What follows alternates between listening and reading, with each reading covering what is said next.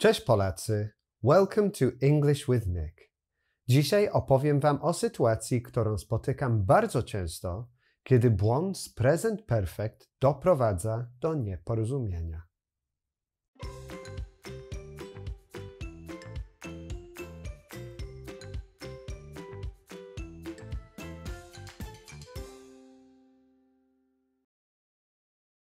If you watch the grammar lessons about tenses on English with Nick, you will know that English verbs usually look forwards.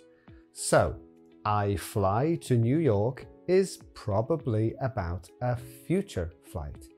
Sometimes this can create a misunderstanding. How do we stop this from happening? In Polish, people often ask me, jak długo jesteś w Polsce? And I answer, ponad 20 lat. But sometimes people ask me in English and say, how long are you in Poland? And sometimes I answer, I don't know. And sometimes I say, forever.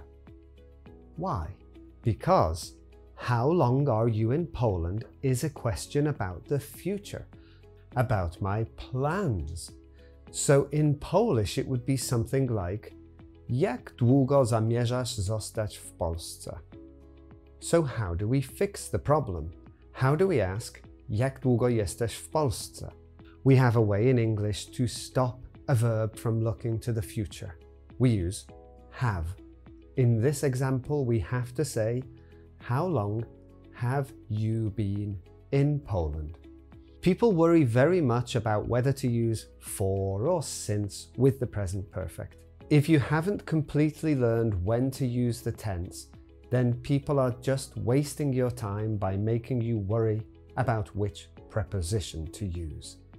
But I'll tell you quickly because the difference is so easy. I've been in Poland for over 20 years. I've been in Poland since 2000. For is with an amount of time, and since is when you give the time when something began. But this is a very unimportant mistake compared to, for example, the difference between how long are you here for and how long have you been here for. This is not very complicated, but it is completely different in English and Polish, which means it's difficult to learn. The good news is that it makes sense in every tense.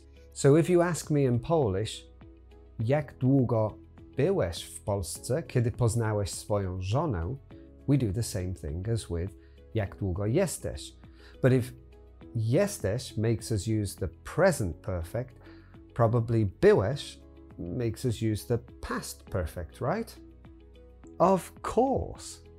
How long had you been in Poland for when you met your wife?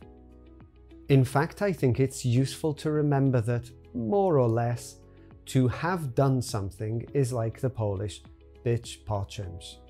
Sara była opalona na weselu, bo była po wakacjach.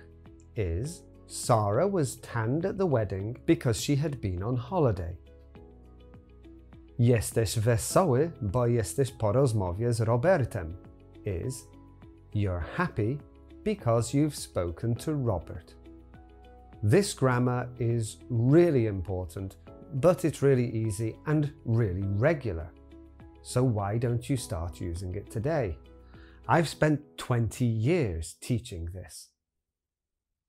Subskrybuj mój kanał i bądź na bieżąco ze wszystkimi nowymi treściami. Zapraszam Was na mojego Instagrama, Facebooka i Twittera English with Nick. Do zobaczenia w kolejnych odcinkach. Thanks for watching.